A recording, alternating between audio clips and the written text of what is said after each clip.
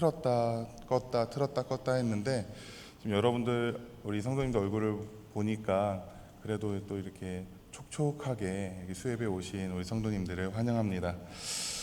네, 자녀들을 양육할 때 이미도 자녀들을 출가해서 결혼으로 출가하신 분들도 계실 텐데 자녀들을 양육할 때 좀 가장 힘들고 어려운 점이 무엇일까요? 바로 내 맘 같지 않다는 점입니다. 나는 정말로 자녀들을 이렇게 사랑해서 이렇게 행동하고 얘기했는데 정작 내 자녀들은 그 깊은 뜻을 알지 못하고 전혀 다르게 행동하는 우리의 자녀들을 볼 때면은 좀 마음이 아프고 마음이 아픈 걸로 끝나면 괜찮은데 어느 순간에는 뚜껑이 열려서 폭발하기도 하지요. 저도 2명의 자녀를 지금 양육하고 있고 키우고 있는데 첫째 아이가 4학년입니다. 그런데 이 아이 입에서 요즘에 가장 많이 하는 말이 아빠 그런데 그러나 하지만 이라고 이야기를 합니다. 무슨 말인가요? 이제 본인의 생각을 확실하게 저한테 이야기하는 것이죠. 그런데 자녀의 생각을 들을 때면 이 아이도 이렇게 생각하는구나 라고 생각하지만 진짜 저거는 아닌데 라고 저는 저렇게 가면 안 될 것 같은데 라는 부분에 있어서 자녀가 그러나 하지만 그런데 라는 말이 계속 쌓이다 보면은 저 역시도 많이 참다가 폭발을 할 때가 있습니다. 제가 폭발을 하면은 자녀한테 딱 3 단어를 이야기합니다. 제 자녀 이름이 하이거든요. 그래서 박하이 라고 하면은 이제 아빠가 지금 열렸구나 라고 생각하고 또 수정하고 자신의 행동을 수정하면 또 어느샌가는 제 옆에 와서 아빠 사랑해 한마디면 그냥 이 화가 스르르 없어지더라고요. 그리고 요즘에는 4학년인데도 저랑 같이 자겠대요. 아빠 오늘 아빠 방에서 잘게. 아빠랑 같이 잘래. 그래서 한번 물어봤어요. 너는 아빠가 좋니? 아빠 방에 있는 에어컨이 좋니? 대답을 안 하더라고요. 그런데 오늘도 자고 있는 아이를 보고 나오는데 이 아이를 볼 때면 그냥 함께 있어서 참 좋다. 나를 따라와줘서 참 좋다. 라는 생각 같게 때로는 고맙기도 하고 때로는 미안하기도 합니다. 많은 시간을 지내주지 못하는 부분에 있어서. 언제 사춘기가 와서 방 문을 굳게 닫고 제 이야기를 듣지 않을 때도 오겠지만 저는 기도하고 있어요. 그래서 그런 날이 오지 않도록 사춘기가 돼도 저와 함께 충분한 대화를 나누면서 서로의 생각을 이야기하는 날이 오도록 기도하고 있습니다. 그런데 자녀가 부모와 함께하는 시간을 좋아하고 부모와 함께하는 시간을 원하는 것만큼 부모에게 좋은 것은 없습니다. 오늘 본문에서 하나님은 모세에게 여러 말씀을 하십니다.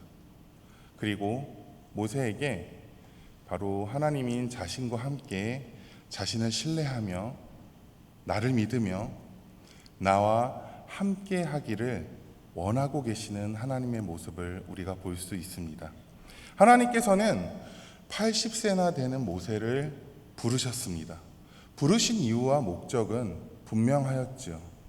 바로 하나님의 백성을 어둠 땅 그 애굽 땅에서 구원하여 내기를 원하시는 목적을 갖고 있었습니다.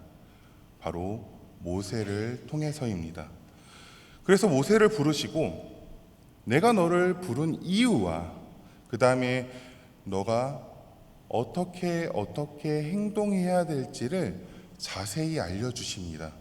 그 말씀이 지난 출애굽기 3장에 걸쳐서 하나님께서 모세에게 말씀하고 있고 모세는 그 하나님의 말씀에 반응하는 모습을 우리가 보았습니다. 하나님께서는 아무 대책 없이 당시 강대국이었던 애굽의 바로 앞에 서라고 말씀하신 것이 아닙니다. 그냥 바로에게 가서 내 말을 전해라 말씀하고 끝이 아니라 그에게 용기를 주시면서 어떻게 해야 될지를 세세하게 말씀하고 있습니다. 출애굽기 3장 11절 12절 말씀입니다. 자막을 통해서 저랑 함께 읽겠습니다. 시작. 모세가 하나님께 아뢰되 내가 누구이기에 바로에게 가며 이스라엘 자손을 애굽에서 인도하여 내리이까? 하나님이 이르시되 내가 반드시 너와 함께 있으리라. 내가 그 백성을 애굽에서 인도하여 낸 후에 너희가 이 산에서 하나님을 섬기리니 이것이 내가 너를 보낸 증거니라. 하나님이 모세와 함께 있겠다라고 말씀하십니다. 그것도 그 앞에 반드시라는 단어를 써서요. 하나님께서 이렇게 모세에게 용기를 주시며 애굽의 바로에게 가라고 말씀합니다. 3장 말씀은 12절로 끝나는 것이 아니라 구체적으로 더 이야기를 하십니다. 3장 그 12절 이후에 보면은 장로들을 모으고 그들에게 할 말도 알려주십니다. 심지어 네가 바로 앞에 섰을 때 바로는 곧바로 너 말을 듣지 않을 거야. 순종하지 않겠지만 때때마다 여러 가지 이적을 보이시며 그 애굽 땅을 바로를 치겠다라고까지 말씀하십니다. 너무나 세세하죠. 또 애굽에서 나올 때, 백성들과 나올 때 많은 재물을 가지고 나올 것까지도 구체적으로 알려주십니다. 이 정도면 하나님 믿고 따라갈 만하지 않습니까? 이에 대한 모세의 반응과 이어지는 하나님의 말씀이 오늘 본문 말씀입니다. 오늘 말씀을 통해서 하나님이 우리에게 주시는 두 가지 메시지를 우리 이 자리에 모이신 성도님들과 함께 나누고자 합니다. 첫 번째는 하나님은 말씀과 기도를 통해 하나님의 뜻을 알려주십니다. 이렇게까지 말씀하셨는데 모세의 반응은 어떠했을까요? 아까 우리는 10절부터 17절까지 읽었지만 오늘 본문 1절부터 17절까지 중에 첫 번째가 그 모세의 반응입니다. 4장 1절입니다. 함께 읽겠습니다. 시작. 모세가 대답하여 이르되 그러나 그들이 나를 믿지 아니하며 여호와께서 내게 무슨 말씀인가요?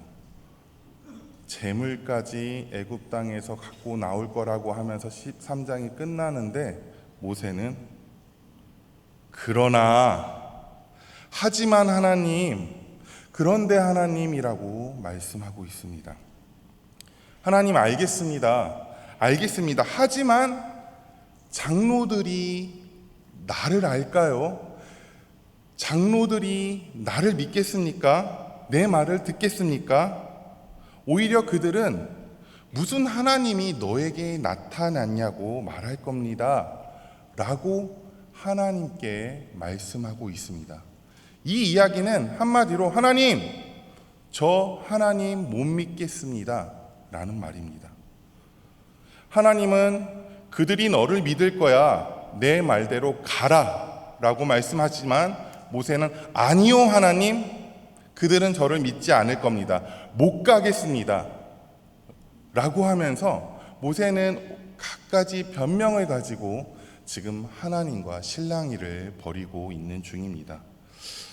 여러분들 자녀들이 이런 모습 보이면은 아까 저도 이제 뚜껑이 열린다라고 했는데 이게 참다 폭발하면 실질적으로 이제는 자녀에게 쿡 꿀밤 한 대라도 이렇게 주고 싶을 심정이 오지요.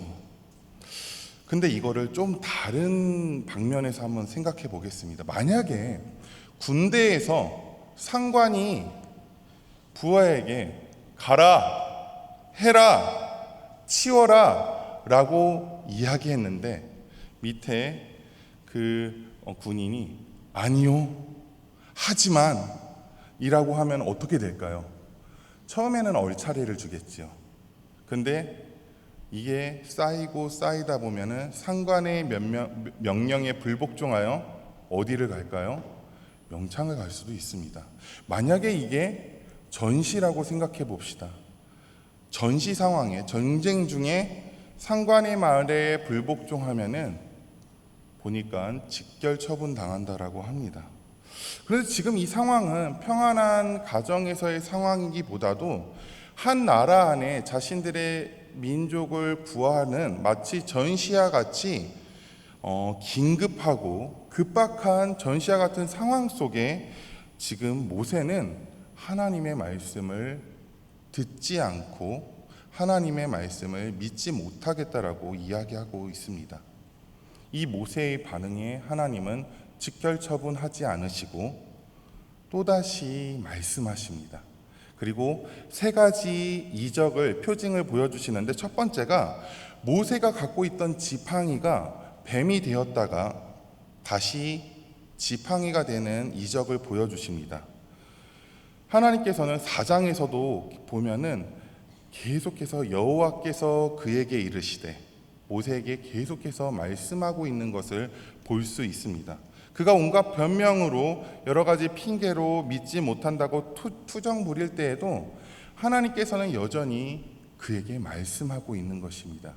마치 우리가 이렇게 예배의 자리에 나오고 말씀을 통해서 하나님의 말씀을 듣는 것과 같이 하나님께서는 계속해서 모세에게도 우리에게도 말씀하고 있는 것입니다. 하나님께서 모세에게 묻습니다. 모세야, 네가 지금 내 손에 갖고 있는 게 뭐냐? 모세가 대답합니다. 지팡이입니다. 그러면 그 지팡이를 던지라라고 말씀합니다. 또 이거는 말을 잘 들어요. 모세가 이 지팡이를 땅에 던졌더니 지팡이가 뭐가 되었다고요? 뱀이 됩니다. 마술사들이 이 모자에서 짠하고 비둘기가 나오는 그런 마술, 눈속임이 아닙니다. 실제 그동안 모세가 갖고 있었던 지팡이가 뱀이 된 것입니다. 이 이적만 해도 놀랐을 텐데 모세는 그 자리에서 피합니다. 왜냐하면 이 뱀이 자신의 목숨을 위협할 수도 있는 독사이라는 것을 알았을 수도 있는 것이지요. 이렇게 뱀을 피한 모세, 당연한 행동입니다. 이런 뱀을 피한 모세에게 하나님께서 도저히 이해할 수 없는 말씀을 하십니다.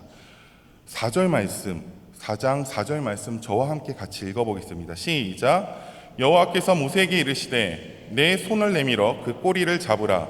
그가 손을 내밀어 그것을 잡으니 그의 손에서 뱀의 어디를 잡으라고요? 꼬리를 잡으라고 말씀하고 있습니다. 뱀을 잡으러 다니는 사람을 우리는 보통 땅꾼이라고 이야기를 합니다. 그들이 뱀을 잡는 것을 보면은 Y자가 되는 꼬챙이로 뱀을 잡는데 꼬리를 누르는 것이 아니라 어디냐면은 뱀 머리를 누릅니다. 그리고 손으로 잡아야 되는데 꼬리를 잡는 게 아니라 어디를 잡냐면은 머리를 잡아가지고 갖고 있는 통이나 그런 데 넣습니다. 왜냐하면 꼬리를 잡으면 어떻게 될까요? 엄청 빠른 뱀이 어떻게 할까요? 바다다닥 해가지고 물어버리기 때문이죠. 땅꾼이 아니라도 우리도 다 아는 상식입니다. 그런데 하나님께서는 모세에게 뱀을 잡으라고 명령하시는데 꼬리를 잡으라고 말씀하고 있습니다. 모세 생각에도 지금 이 말씀을 읽고 있는 우리들에게도 이 하나님의 명령은 아주 위험한 명령이고 심지어 모세의 생명을 뺏어갈 수 있는 그런 명령이었습니다. 조금 전까지만 해도 가라, 하나님 못 가겠어요, 가라, 하나님 못 믿겠어요 라는 모세인데 자신의 생명이 위협될 정도의 명령을 모세가 순순히 따릅니다. 하나님 못 잡겠어요가 아니라 말씀에 보면은 뱀의 꼬리를 잡습니다. 그런데 뱀의 꼬리를 잡으니까 뱀이 모세를 문 게 아니고 그 뱀이 다시 지팡이가 됩니다. 하나님께서는 지금 이적의 이 현장을 통해서 이 이적을 통해서 모세에게 무슨 말씀을 하고 싶었던 것일까요? 너의 생각으로는 위험하고 생명을 위협하고 무모한 나의 말이라 할지라도 네가 그 나의 말에 순종하고 그것을 붙잡으면은 나의 일하심을 보게 될 거라는 말씀입니다. 이 이야기는 너가 지금 바로에게 가서 내가 말한 대로 명령하고 이스라엘 백성들을 구원하는 일이 지금 너 생각에는 무모하고 도저히 이해되지 않고 심지어 위험하고 너의 생명을 앗아가는 행동이라 할지라도 지금 네가 뱀의 꼬리를 잡았는데 아무 일도 일어나지 않는 것과 같이 내가 너와 함께하고 내가 일할 거니까 너는 가라라고 하나님께서 모세를 통해서 말씀하고 있습니다. 곧바로 두 번째 이적이 표징을 주십니다. 두 번째 표징은 이것입니다. 모세 보고 손을 품에 넣으라고 이야기합니다. 모세가 순종합니다. 손을 넣었다 빼니까 이 손이 어떻게 됐냐면은 아주 하얗게 되면서 피부병, 납병, 피부병으로 된 손으로 변합니다. 조금 전에는 자신의 지팡이에서 뱀으로 변해서 피할 수라도 있었는데 이제는 자신의 신체가 피부병으로 변한 겁니다. 모세는 깜짝 놀랐겠지요. 그런데 그 손을 다시 품 안에 넣으라고 말씀하고 있습니다. 아니, 피부병이면은 이거를 빨리 치료할 수 있는 해독제라도 치료제라도 줘야 되는데 그걸 다시 지금 품에 넣으라고 말씀하고 있습니다. 품에 넣었을 때 어떠한 일이 일어날 수도 있냐면 이 피부병이 온 몸에 퍼져서 생명을 위협할 수 있는 그런 상황이었습니다. 그런데 품에 넣으니까 손에 있던 피부병이 아무 문제 없는 다시 본래의 살로 돌아옵니다. 조금 전과 같이 동일한 메시지 아닙니까? 너의 생각으로는 위험하고 무모한 그리고 생명을 위협하는 명령이라 할지라도 내가 말하는 대로 따르면은 나의 일하심을 보게 될 것이고 아무 문제도 없을 거라고 하나님께서는 이 표징을 주시면서 모세에게 말씀하고 있습니다. 한마디로 나를 믿으라는 것입니다. 너가 생각하는 위험하고 무모한 일이 위험한 것이 아니라 오히려 정반대로 내가 말하는 명령을 듣지 않고 나를 믿지 않는 것이 이 세상에서 가장 위험하다는 것을 모세에게 표징을 주면서 말씀하고 있는 것이지요. 그리고 세 번째 이야기를 이어가십니다. 9절입니다. 9절 말씀 다 같이 한번 읽어보겠습니다. 시작. 그들이 이 두 이적을 믿지 아니하며 내 말을 듣지 아니하거든 너는 나일강 물을 조금 떠다가 땅에 부으라. 내가 떠온 나일강 물이 땅에서 아까까지 두 번째는 실질적으로 모세에게 일어났던 표징입니다. 그런데 세 번째는 지금 당장 눈에 보이지는 않았지만 장차 그렇게 될 것이라고 이야기하는데 나일강 물이 뭐가 된다라고 이야기하냐면 피가 된다라는 겁니다. 나일강은 애굽인들에게 생명줄과 같았습니다. 자신들이 경제 생활을 하는데 살아가는데 없어서는 안 되는 생명과 같은 너무나 귀한 젖줄의 강이었죠. 그런데 그 나일강의 물이 피로 변했다는 것은 애굽 전체를 살리는 생명줄을 끊어버리는 것이었고 그 생명이 죽음으로 변한다는 것입니다. 누가 그 일을 행하신다고요? 하나님이 그렇게 행하겠다라고 모세에게 다시 말씀하시고 모세에게 다시 확신을 주십니다. 이렇게 하나님이 모세를 통해서 말씀하십니다. 사랑하는 성도 여러분, 지금 하나님과 모세와 하나님의 모습 어떤 모습으로 보이십니까? 저는 이 말씀을 준비하면서 물론 이 표징에 대한 의미와 뜻들이 있는데 저는 자꾸 이 말씀을 여러 번 읽다가 보니까 하나님은 계속 모세에게 말씀하시는 그 말씀의 현장이 깨달아졌습니다. 한 번 말하고 끝나는 것이 아닙니다.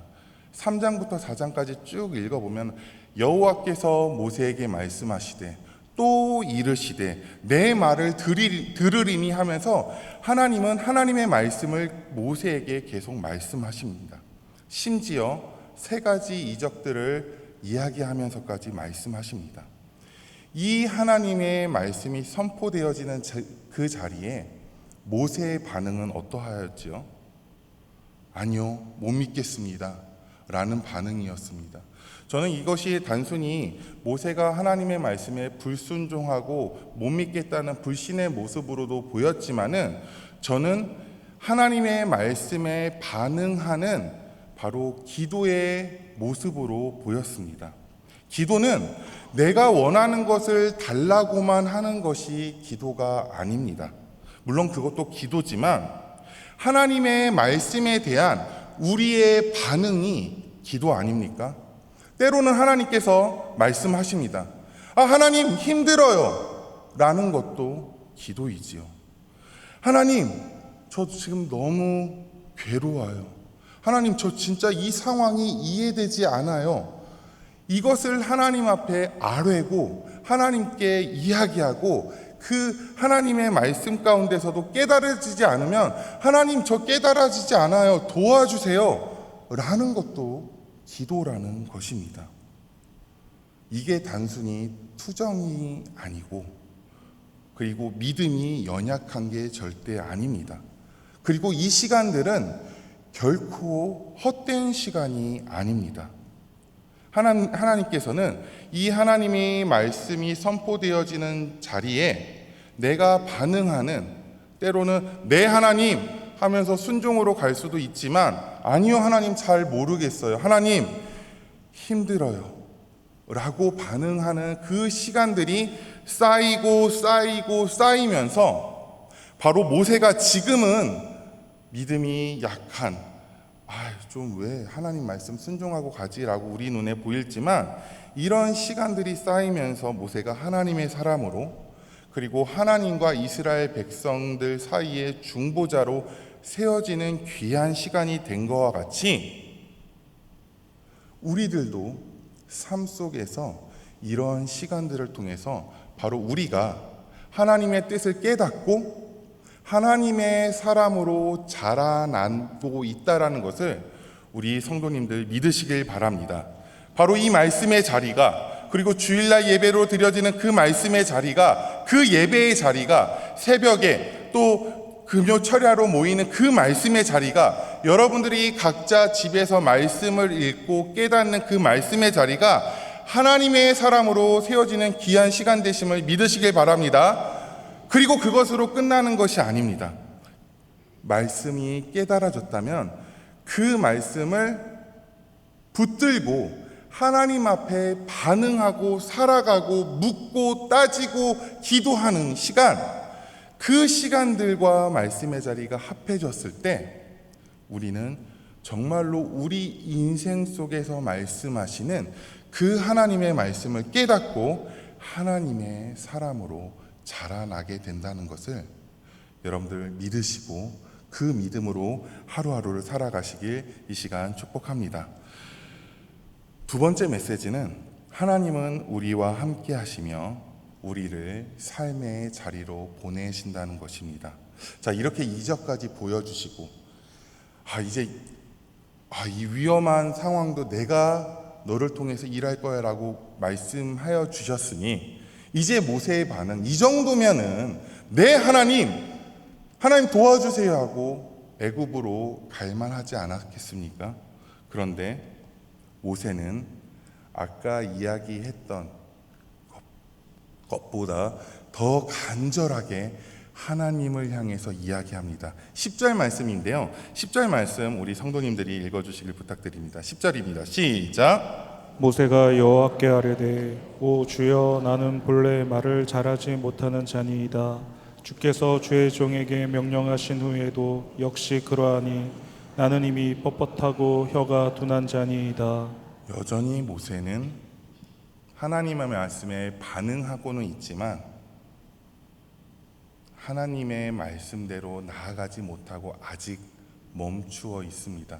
그런데 이 모세의 간절함이 오 주여 라고 하면서 오 하나님 저 못 가겠습니다 라고 더 강력하게 이야기하고 있는 것입니다. 마치 우리의 자녀가 엄마 아빠 라고 하면서 저 그거 하기 싫다라고 지금 더 강한 투정으로 하나님께 이야기하고 있습니다.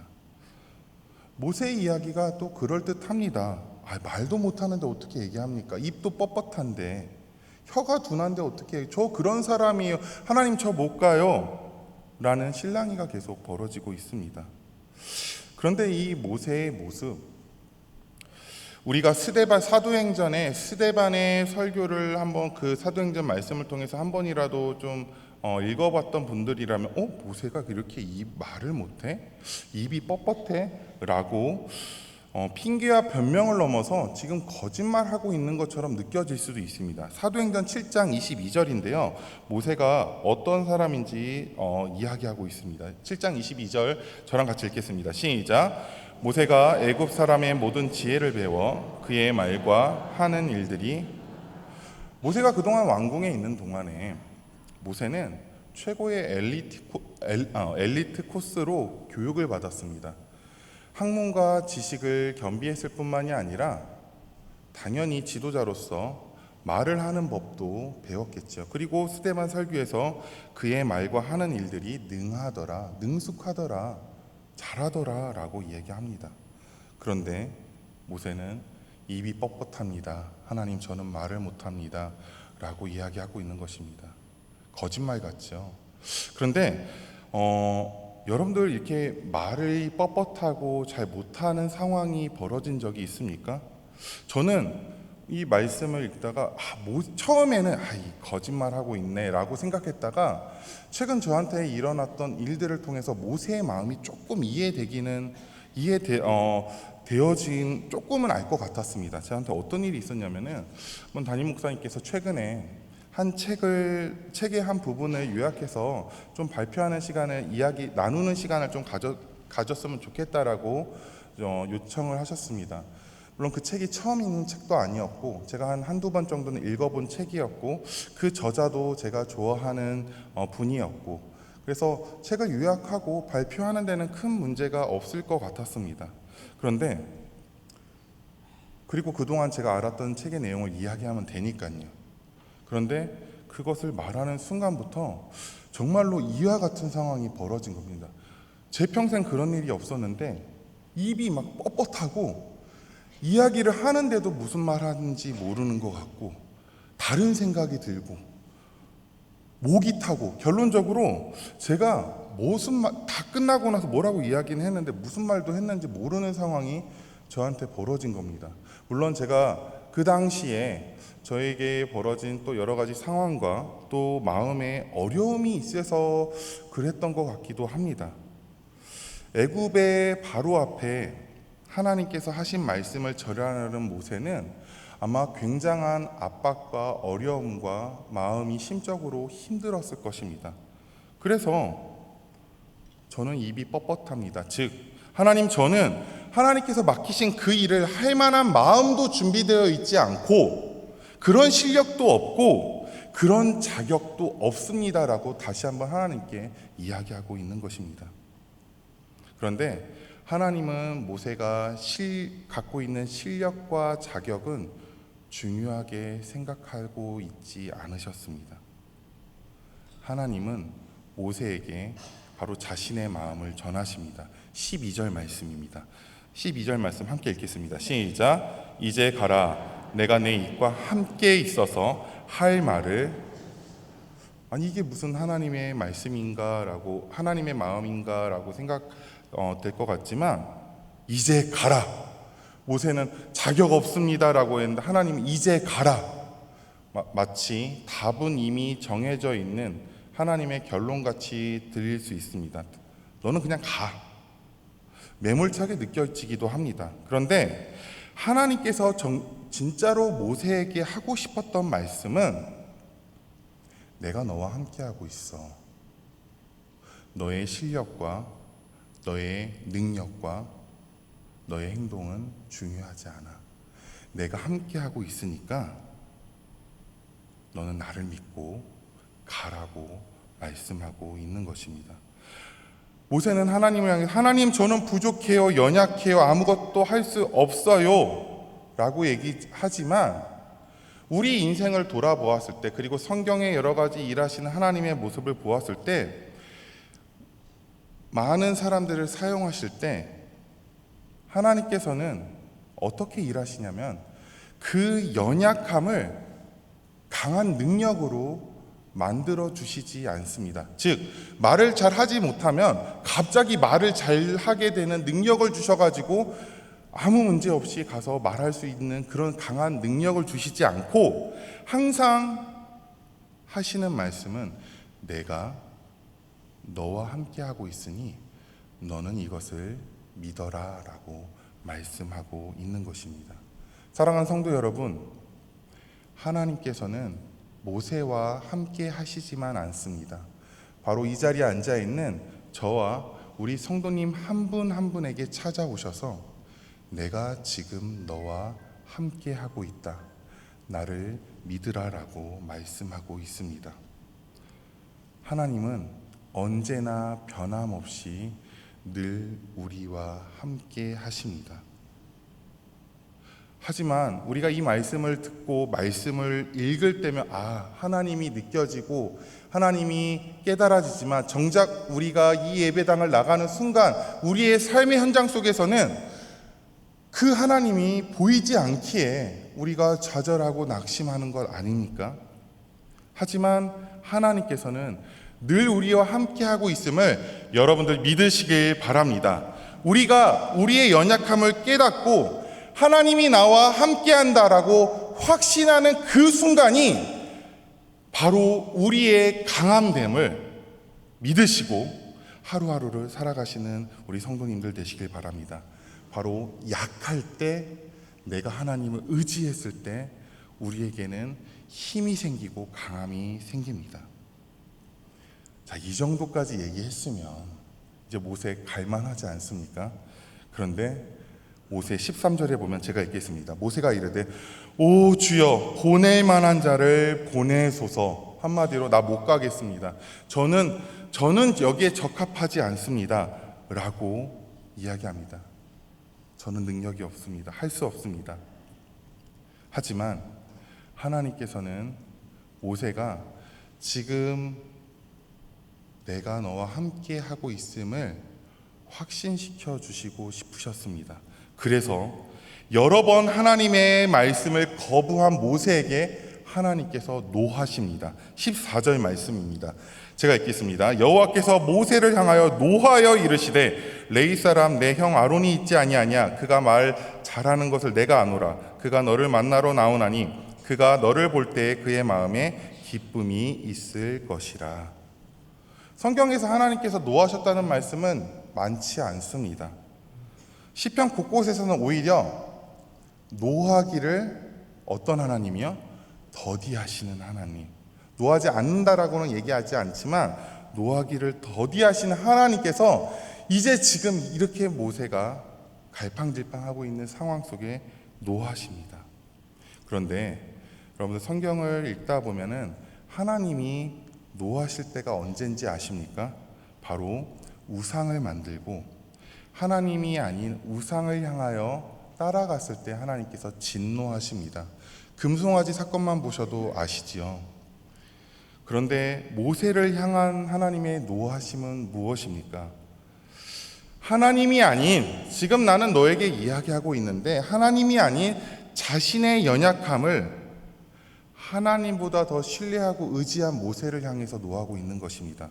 어쩌면 모세 자신의 생각으로는 더욱더 완벽한 능력과 계획이 갖추어져 있지 않으니 아무리 비교해봐도 지금 나와 이 애굽의 바로 비교도 되지 않는 작은 존재감을 확신하며 그것을 하나님보다 더 확신하고 따라가려고 하는, 마치 그것을 우상 삼고 따라가려고 하는 이 모세를 향하여 하나님께서 노하고 계신 것입니다. 결국 하나님께서는 형 아론을 붙여주시고 지팡이를 잡고 바로에게 나아갈 것을 이야기하십니다. 모세는 결국 그 길을 걸어갑니다. 사랑하는 성도 여러분, 우리는 오늘 본문 이후의 모세를 알고 있습니다. 모세를 통해서 하나님께서는 이스라엘 백성들을 구원하셨습니다.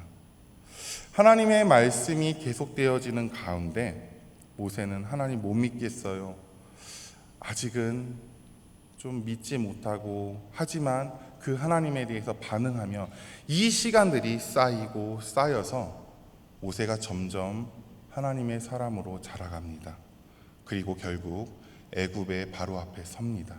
그리고 하나님께서 하신 말씀을 선포하고 하나님께서 약속하신 대로 다 이루어집니다. 그리고 모세는 홍해 앞에 섭니다. 홍해 앞에 섰을 때의 모세의 모습은 지금의 모세와는 좀 다른 모습입니다. 백성들을 이끌고 나아가는 모세에게 하나님을 확신하며 하나님의 뜻을 선포하며 그 홍해를 하나님이 주신 능력으로 엽니다.